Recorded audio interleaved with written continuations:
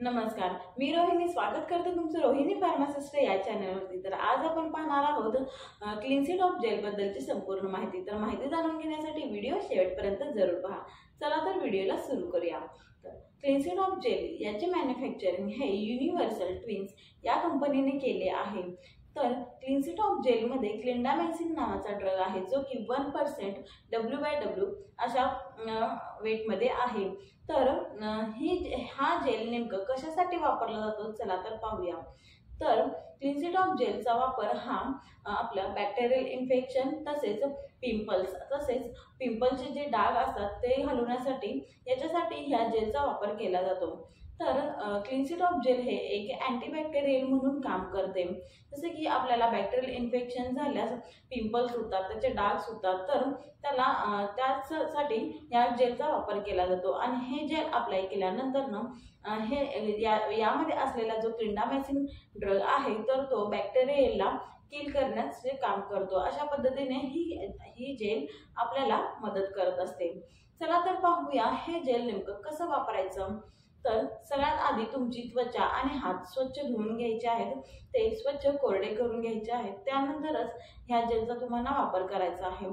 तोही जिथे जिथे तुम्हाला इन्फेक्शन पिंपलचे डाग उठले आहेत त्या ठिकाणी थोड्या प्रमाणात ह्या जेलचा वापर करायचा आहे। तर लक्षात ठेवा हे जेल तुम्हाला रब करायचं नाहीये, फक्त हलक्या हाताने लावायचं आहे आणि असंच रात्रभर सोडून द्यायचं आहे। आणि सकाळी उठल्यानंतर कोमट पाण्याने स्वच्छ धुवून घ्यायचं आहे।